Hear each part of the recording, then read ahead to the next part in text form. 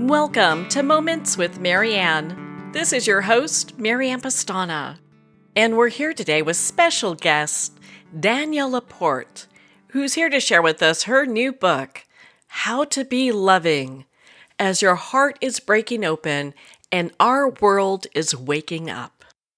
So Danielle is a member of Oprah's Super Soul 100, a group who, in Oprah's words, is uniquely connecting the world together with a spiritual energy that matters.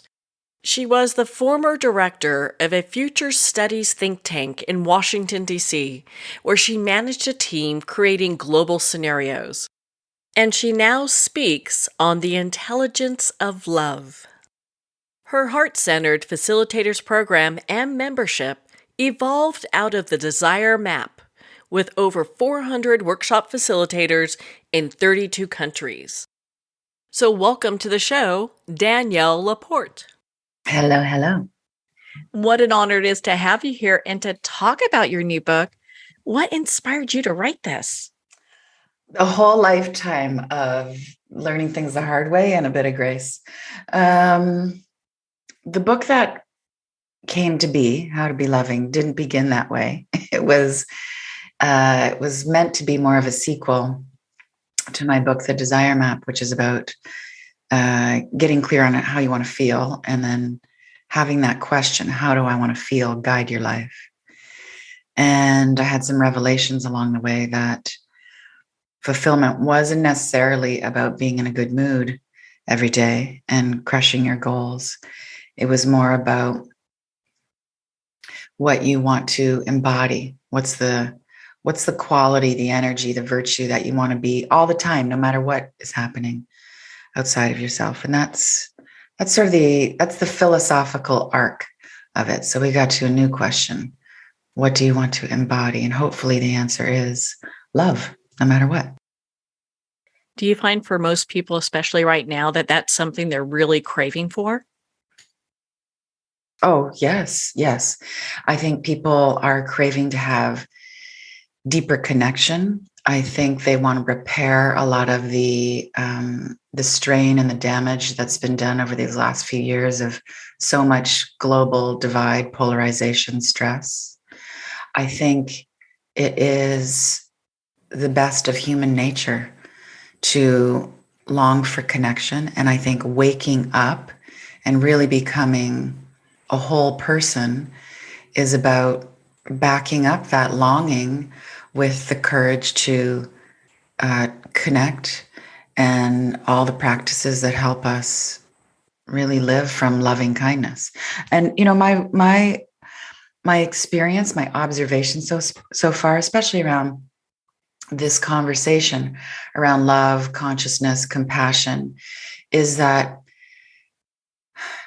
people feel that this topic is right on time because they know that, whatever we've been doing for decades, really for centuries, has not gotten us to a healthy place. There's another way. And when you have this kind of offside, quiet conversation, most people say, yeah, I know love is the game changer. I know kindness in my business would change everything. But then, we have all of this social programming that conditions us to do things differently, do things the other way, which is, paying attention to the bottom line, basing our self-worth on our productivity. And, that's all a downward spiral. I've heard many people say, well, I'd like to be more loving, but I feel like my heart is closed. What are your thoughts on that? So I'm going to split hairs here with wording. I think the heart is always open. I think we know in ourselves, we know on a spiritual level what love is. I think the soul knows that we're made of the stuff. It's who we really are. Love is our true nature. And somewhere where every single one of us is aware of that. And the nature of love is it's eternal. It's always there, no matter what. It's our substance. So the heart itself, our consciousness, our love isn't up or down or open or closed. It's really our thinking. And I think awareness, consciousness, spirituality is really about thinking with love. So your wounded self, your unhealed self, your angry self is going to give you these really divisive thoughts like, this situation should have me shut my heart down. I should be angry at this. And this is what anger looks like. That's all conditioning. Whereas if we just can create some practices of stillness, quiet the mind, we move into that really abiding foundational space. Or just like, oh, actually, love is my default. I want to love. I want to be love. Like the vast majority of people. I mean, the vast majority of people will say that the vast majority of people are good. And what I think we're really saying with that, if we just want to go just a little deeper, is that we are naturally loving. And I see this a lot with people when you get into a conversation around forgiving. My belief is that love is the core stuff, who we're made of, and that our first inclination before we think things through is to forgive people in almost every situation.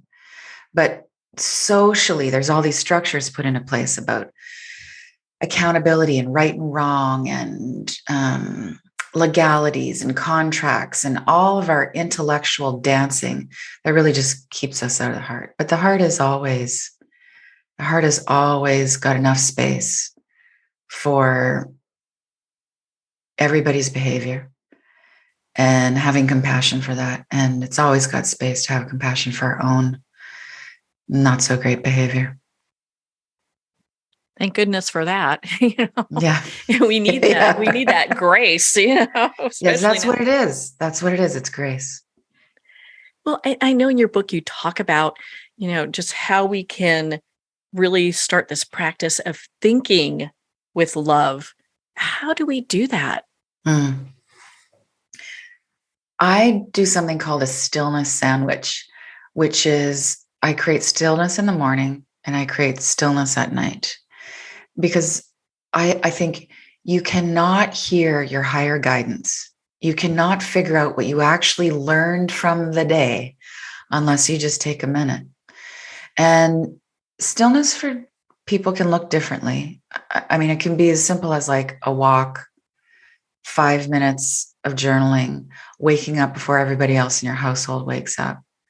But you just be with yourself, set your intentions for the day. Maybe you have a meditation practice, which I think is as essential as, clean eating and hygiene. And then I believe that that's when life speaks to you. You've got to slow down to hear the universal wisdom that is trying to get to you. And if you don't slow down, I mean, we all either have had this experience ourselves or know people who've had the experience of, we've got all the goals and we're running to crush it and we are multitasking and it's our life becomes one to-do list after another, and days turn into years. And if we're not slowing down, life will slow us down. And there is an intervention and there's a fender bender or a blindside ending with a relationship or a job or a diagnosis, something to say like, stop. Are you paying attention to your pain? Are you being gentle with your pain? Are you paying attention to what you really want in life? Deeper connection, more meaning, more fulfillment, because, you've been running too fast. So I think one way to, I don't want to say avoid, but, circumnavigate those potential wake-up calls, painful wake-up calls. Most wake-up calls are pretty painful, is to just wake up a little more every day by having a stillness practice. So how does the practice of bringing our attention to pain help us heal? Well, if you're not offering that loving kindness, that attention, that warmth to your wounds and, your bruises from relationship and trauma from family of origin circumstances or any other circumstances, most of us are walking around with some degree of trauma. it is going to fester, and it's going to speak louder and louder to get your attention. And it will come in the form of those painful wake up calls, or anxiety, or illness, and brain fog, and fatigue, and all of that disharmony, all of that stuff that's out of balance is coming up to say, hey, I want to get back into balance. So pain is a nudge. And what I've learned to do, and I see this work for so many people, especially, the women in my world, is instead of pushing pain away, we greet it. Instead of giving ourselves a self-critical talk that, we're a loser, an underachiever, we're not evolved enough or together enough because we've manifested whatever kind of pain or agonizing situation. Like, there's no self-criticism about the tough time. There's no self-criticism about the pain or the challenge. And then you engage with it with warmth. Just like, your child comes to you upset.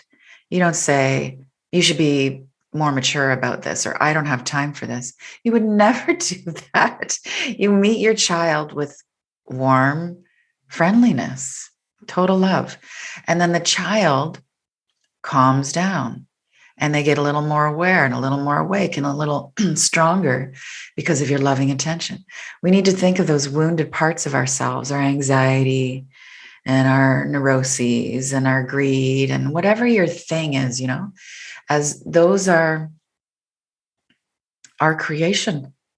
Those are little mind children, and they want our attention. So they come into balance, they calm down, and we get through life more smoothly.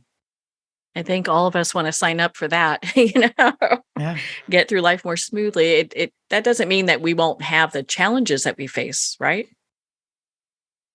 No, I mean, everybody, the wisest among us, the most, even enlightened beings, as gurus or spiritual directors, it's just challenging being right here now on this planet. Like, things are strained and stressing on all levels, whether it's, unclean drinking water and things in the atmosphere, to political divides and families that are stretched. It's a challenge on the nervous system to be in contemporary culture. And, this has been building for a while. And I think that stress of the environment is showing up on all levels. It's showing up in our relationships. It's showing up economically. It's showing up in all social systems. And the best thing we can do to really make a difference in the world is to focus on what's required to heal our own nervous systems. What's required for you to get into harmony with the key people in your life? And then can you take that harmony out and bring it into the office and into your community? That's where it all begins. Yeah. I love how in your book you talk about how spirituality is really the practice of thinking with love. And I think that really kind of hones it down for people when they look at it that way. Yeah. It's, we've all heard the phrase, what would love do? Or what would Jesus do? Or what would the Buddha do? It's the idea here is that you're not moving from fear. You don't speak from fear. You don't eat from fear or invest or lead from your fear self, from the part of you that's scared of being hurt again or being humiliated or operating from lack. That you move through life, whether it's leadership or relationships or how you take care of your body or how you vote or how your work in the world. You move from that place of love, which is, how would compassion run this team meeting? How would inclusiveness run this business? How would generosity show up in a strained relationship? That's the idea. So, this notion of thinking with love is really about, you refer to your heart first for what to do instead of somebody outside of yourself. Why are we? There's lots of wisdom out there. I mean, here I am. I'm a personal growth author. I hope I can ease your pain with some wisdom nugget. There's lots of it to be found. But instead of coming to me first, or any other book or workshop or leader first, you have to refer to your own inner guidance. And that's what's going to make all the difference. It's like, at some point in my life, I realized, if I'm going to make some mistakes, and there will be many, I want to make my own mistakes. Like, I want my mistake to be, I decided to go left instead of right. But I was asking myself first, and then I get a little closer to my intuition.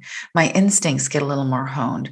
Whereas if I'm taking everybody else's advice, and that's leading me out in the wrong direction, I'm still not any closer to my own intuition.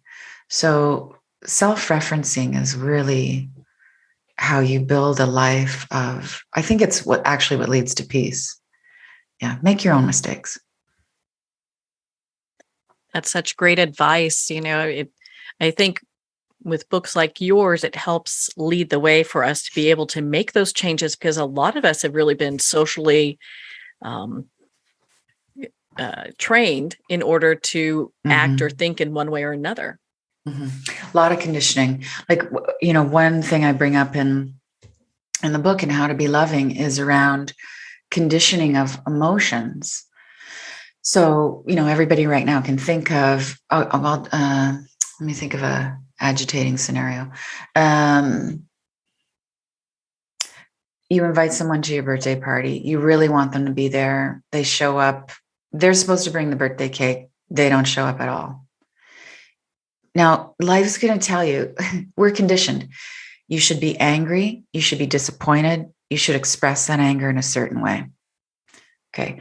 Of course, human nature to be disappointed in that. But what if we went to the heart first? Just said, okay, just hold on.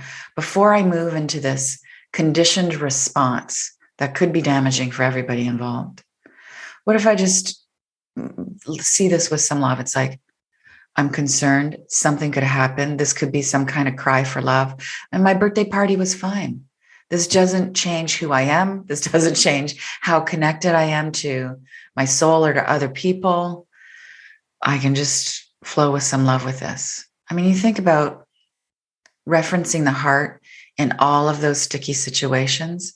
Just think about how many blow-ups and blowouts we could avoid, and how much stronger our relationships would be if the first step was compassion or forgiveness. How many rifts and how many grievances we would never even have to get into if we just thought, what would love do right now?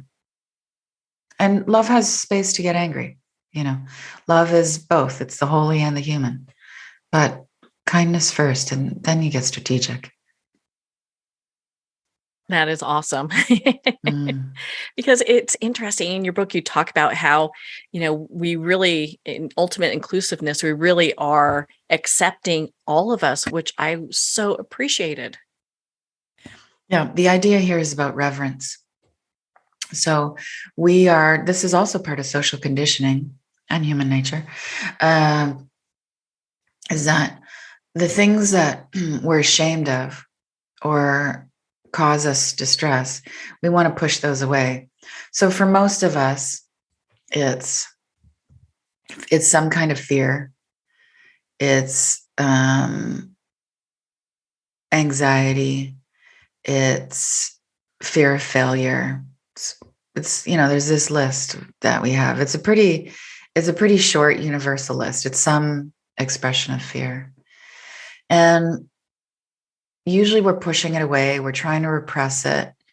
We talk down to it. It's like, oh, there's my fear again. It's like, I just got to put you in the corner and get on with things. I'm going to go crush this. I'm going to overcome my fear. Oh, trying to overcome fear is actually one of the most damaging things. What all those things want is your attention. So, like, I think phase one is tolerance. It's like, okay, I have this guilt complex that comes up. I have this little neuroses. I have this script that tells me I'm not worthy. I really do not like this about myself, but I'm going to tolerate it because it isn't changing at the moment. Okay, that's cool.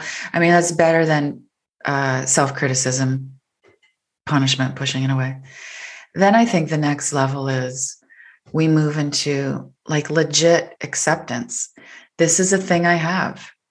And the definition of acceptance is very simple. And, in this context, acceptance is embracing what you've been pushing away. You're not just standing in the room with it. You're going to like get close to it and take it with you. And then I think there's a higher level, which is when we move into like, we are superhuman. It's a big call, but I think the invitation in terms of like evolving is we move into reverence with this stuff.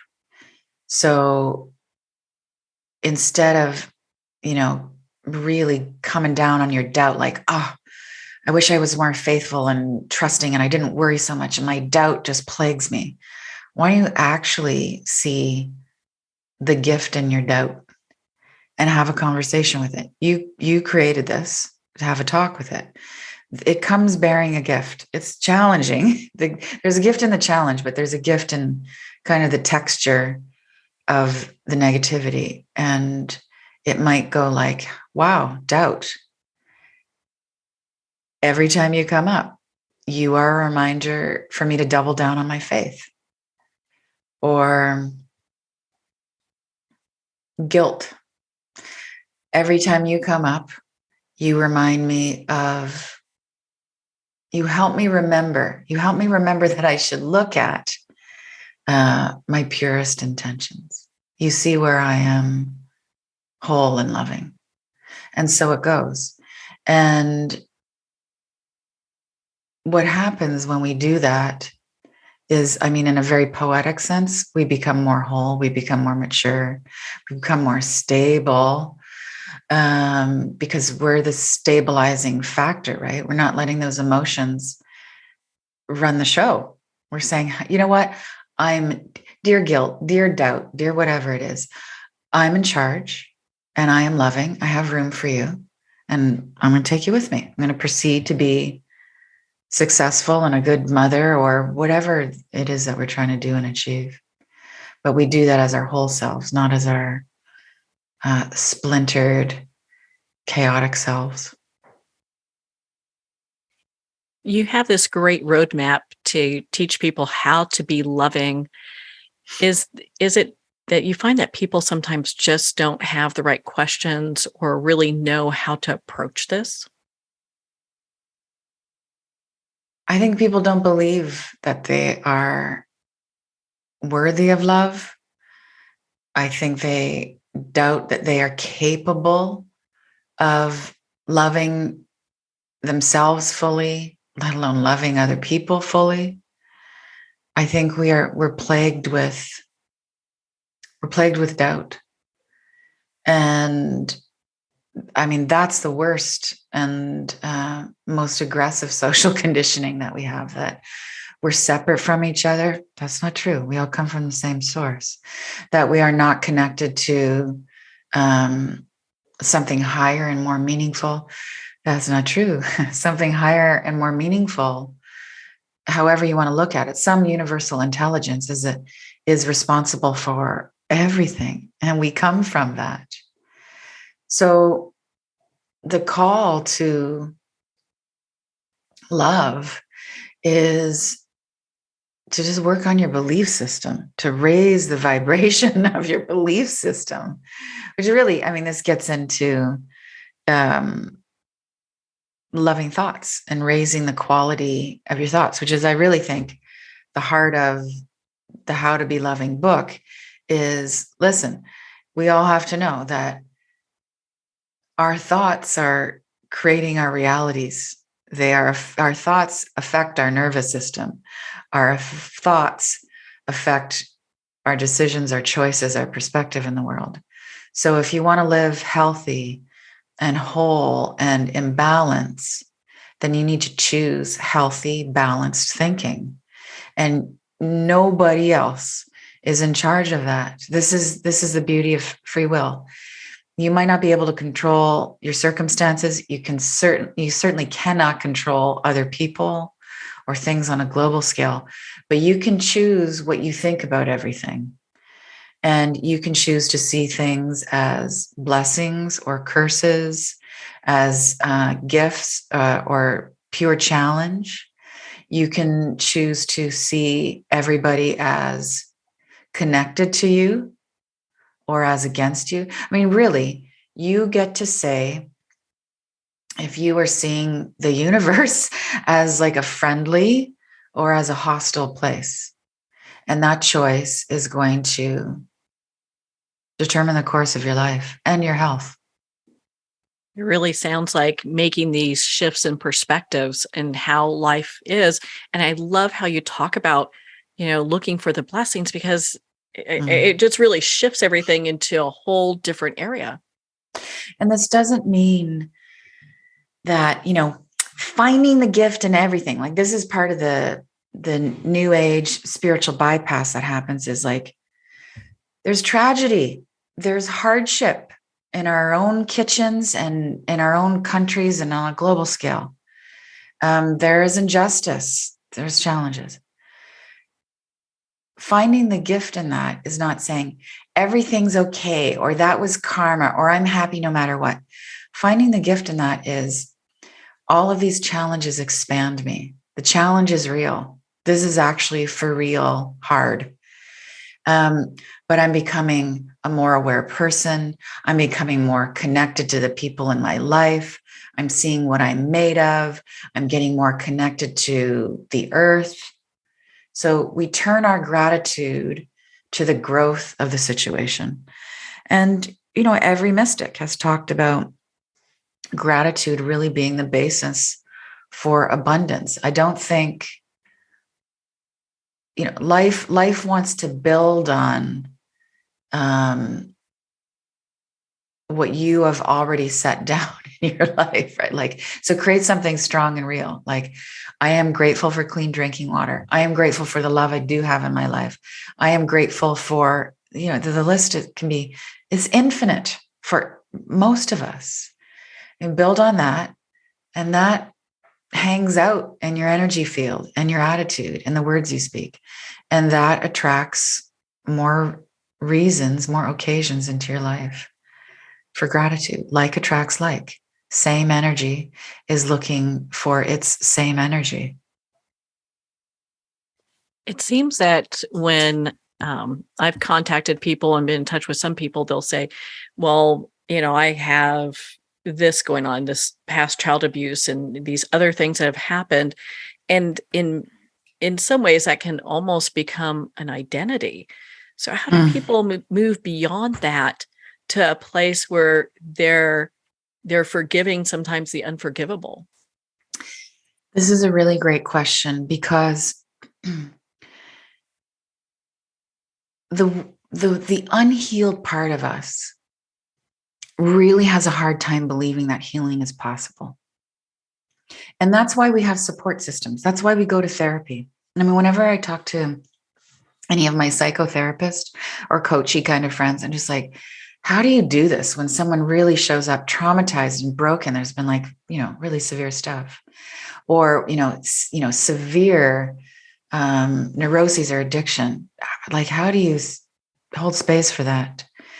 And the answer across the board has everything to do with faith. Like, my job as their witness, as their guide for that moment in time, is to have faith that they have the capacity to heal. Okay, so that's cool. And we need help. We all need guides to get through. There are there's tools and there's methodologies that help us regulate our nervous system, that help us reframe our memories into like seeing them in different ways, and we can move on all. But the ego mind, that shadow side of ourselves, loves to stay stuck. It wants to perpetuate the illusion that we are never going to be whole. It kind of wants to keep us down. And I think at some point, the healing move is to just in a really kind of stealth way, just declare like, I am moving on. I am not that. And this really gets into a conversation around your true identity. It's like, what I'm asking all the time, especially around this how to be loving content, is like, what are you identifying as? Are you identifying as what your father said you are? Are you believing that? Are you identifying as your past, as your wounded self? Because you will just keep perpetuating that pain. Or are you going to identify as capable, loving, blessed, compassionate, and so on? Are you going to identify as a being, a person who can be infinitely forgiving and wise? And that's going to shift the course. It's like, what I'm really here to say is like, you are not the wound. You are the healer.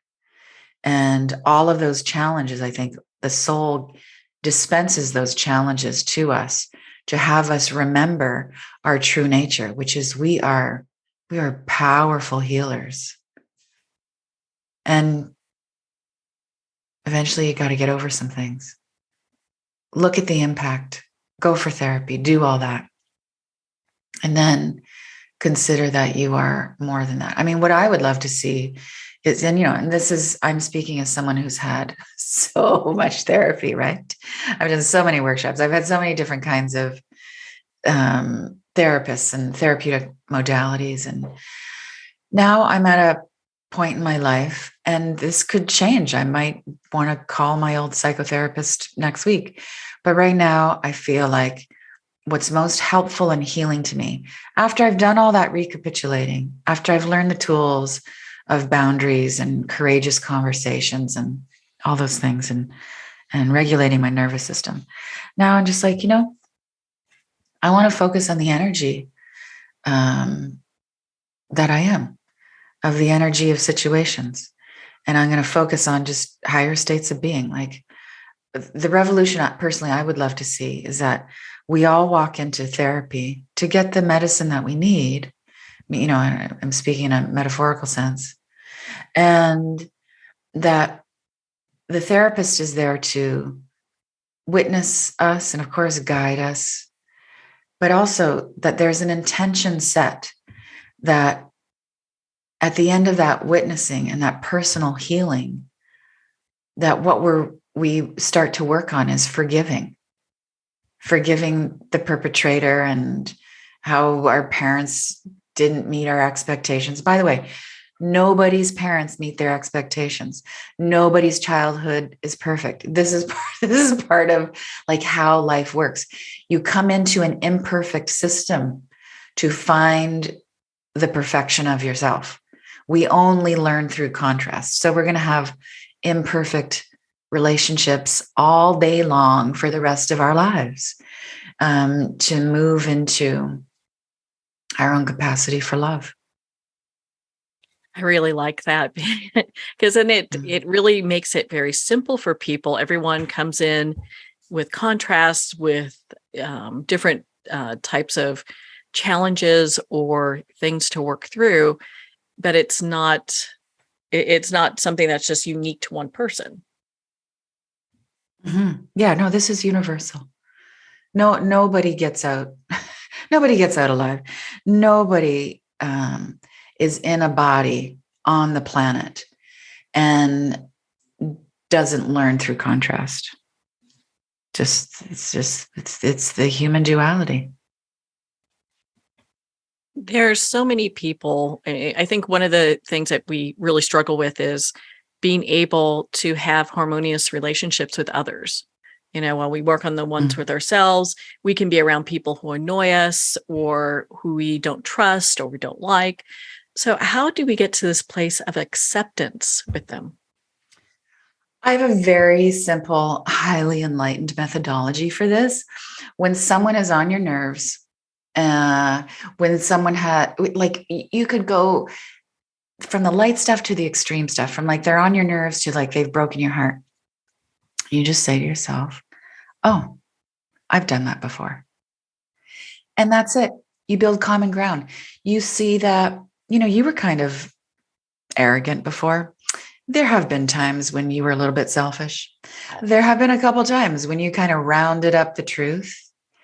And it's just this immediate move of compassion.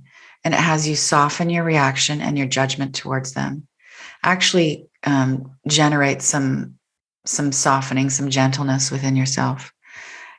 It works for me in all kinds of pickles. Oh, I've done that before. And maybe I was a fool like them 10 years ago, and I have evolved and grown beyond that other person's ridiculous behavior, but I'm still finding a way where I can relate. And it definitely softens my reaction and certainly my words, my communication.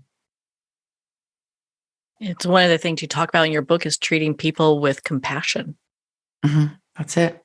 And compassion is, I think it's a combination of mercy and being aware that we're all connected. And how I would define mercy is you really hope that someone gets a break. That's it. You may have both committed the same wrong. You may have worked much harder than they do, but your loving nature is hoping that they have it easier, because wouldn't that be great? That's mercy. It's really allowing people to show up as they are and being okay with that. Mm-hmm. Mm-hmm. As is, love is, and as is way of being. So, what is the purpose of heart-centered thinking? Happiness. The alternative is no fun at all. Yeah, it's healing. It's what leads to the fulfillment that I think we're all craving. Yeah, it's such a big deal for many people. It seems like we're in this society where we're chasing happiness as opposed to being present with it. Yes, as opposed to seeing that there's a foundation of deep happiness that's already there. And I mean, we could talk about the difference between happiness and joy. I think happiness is more fleeting. It's more of an emotion. And I think joy is more foundational. And you can be joyful even when you're grieving. You can be joyful even when there's struggle or loss. But yeah, this goes back to, our conversation about stillness. I think when we move into stillness, we're just like, there's this appreciation within me for everything I have and really just being alive. And when you tap into that affects how you think and how you move and the choices you make. Yeah, it really kind of keeps everything real there. Yeah, the real, not the small real, but the capital real. Yeah. And why don't you share that with our listeners? Because I think many of them hear, keeping it real all the time as like a hashtag or key phrase. What does that really mean? Well, here's the thing. Keeping it real means different things to different people, because this is really about being your authentic self. But there's kind of a shadow side to this, I think, in the self-help space, which is, being loving and keeping it real is not about just spewing your emotions and your opinions to everyone all the time. If you are really awake and your intention is to communicate lovingly to anybody, then you are going to think, is this the right audience? Even though I'm feeling this, do we have to say this? I think this really would take us far in terms of romantic relationships. It's like, does it need to be said? Why does it need to be said? Is it to build a bridge and create more union or community? Or is it because you want to make it really clear that you're right, they're wrong, or how your way could be so much better? My experience is silence is so very often the loving choice.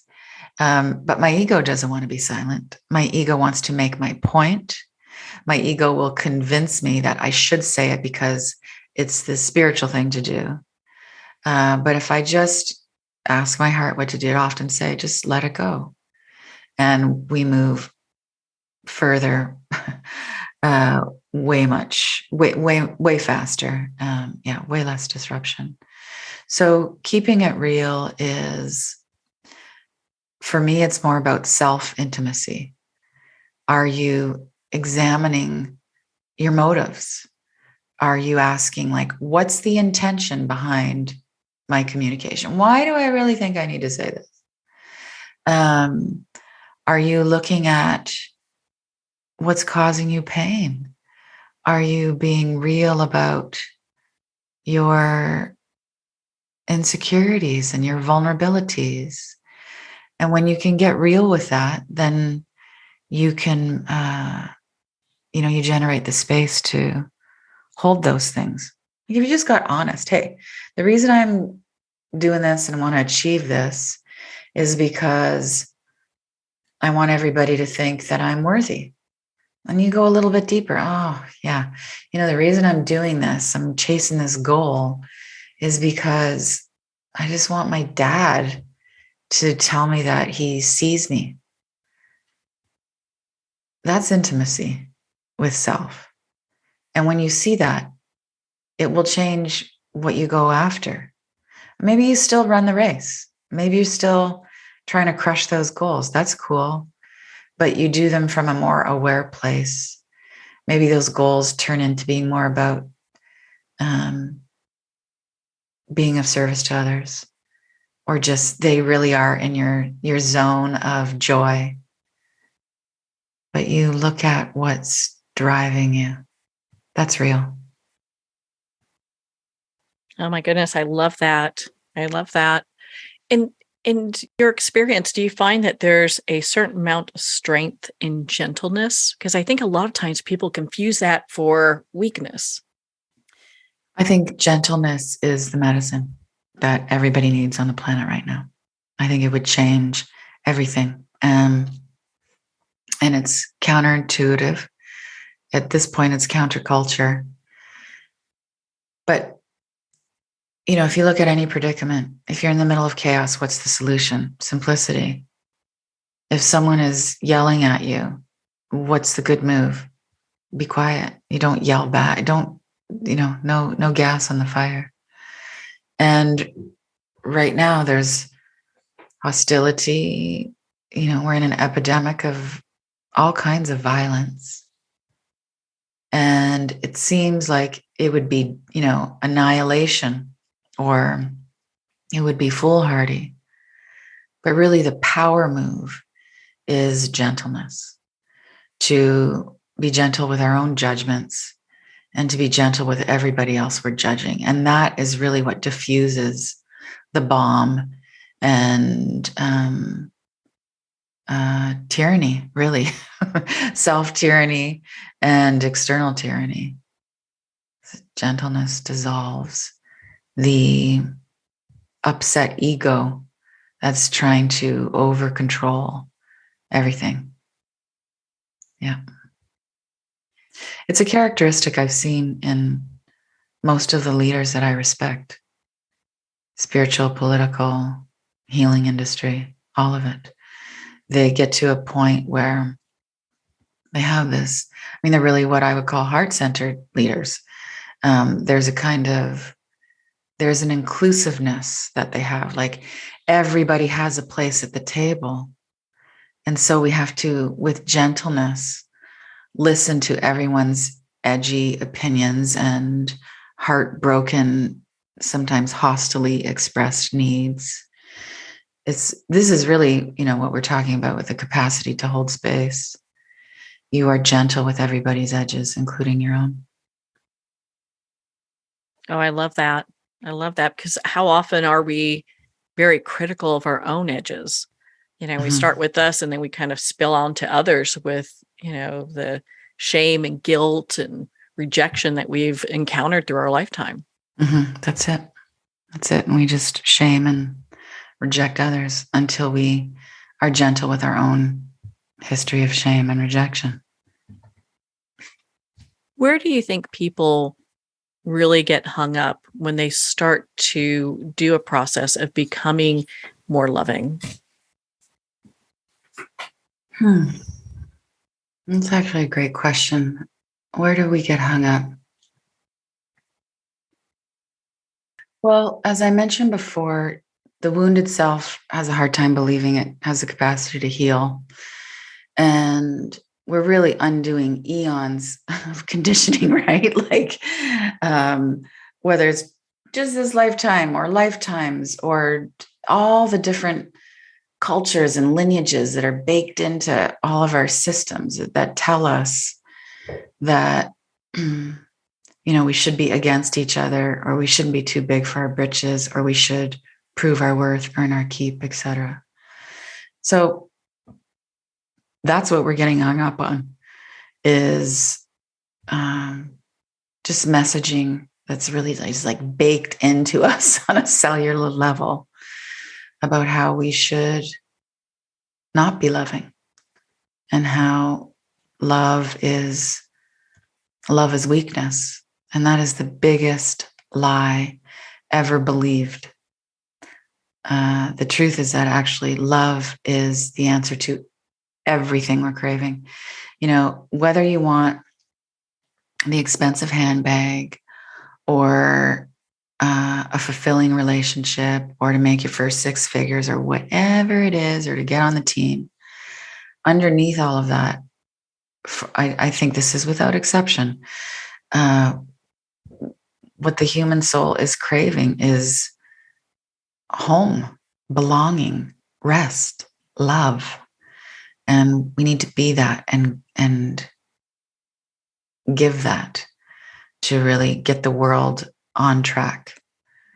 We know it's a game changer. Everybody knows.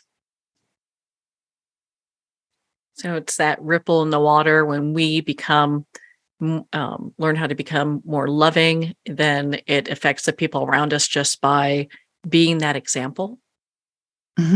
Yes, absolutely. Be the change. Be the change. Well, Danielle, you've got such amazing, I loved your book, How to Be Loving. And I'm so excited you have a journal and a card deck that's coming out soon.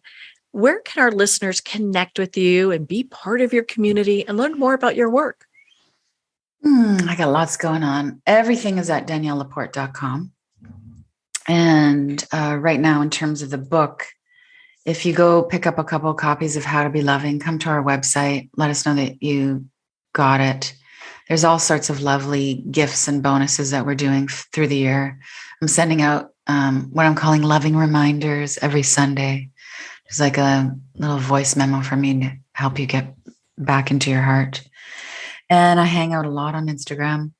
I have a membership program called Heart-Centered Membership, which is a spiritual support system where we look at a different topic every month. And then I have a leadership program for coaches, facilitators, HR directors.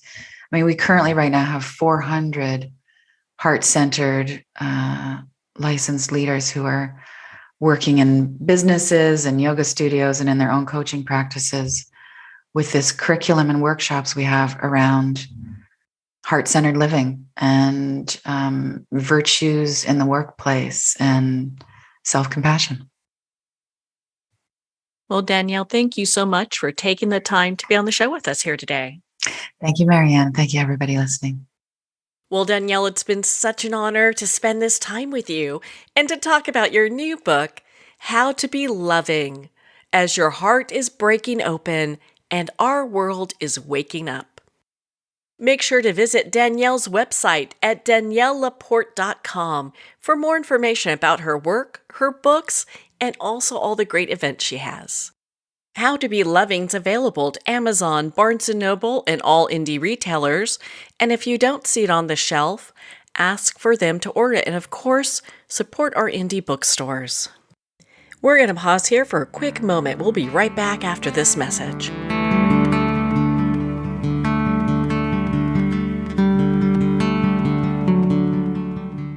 I'd like to thank Jason Eastwood at Guitarfulness for sharing his inspiring music and talent with us. His music is known worldwide for cultivating atmospheres of harmony, inner peace, and clarity.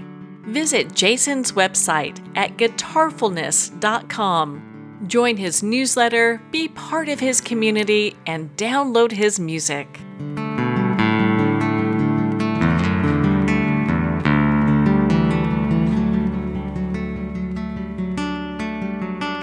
Well, we're at the end of our time today.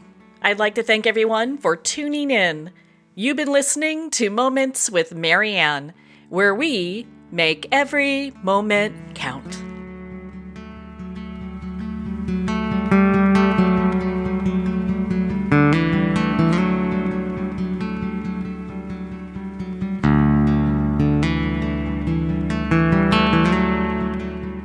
In a single moment, your life can change. Moments with Marianne is a transformative hour that covers an endless array of topics with the best of the best. Her guests are leaders in their fields, ranging from inspirational authors, top industry leaders, and business and spiritual entrepreneurs. Each guest is gifted and a true visionary, a recognized leader in her own work, and while teaching others to develop, refocus, and grow, Marianne will bring the best guest and sometimes a special surprise. Don't miss this. You never know just which moment will change your life forever.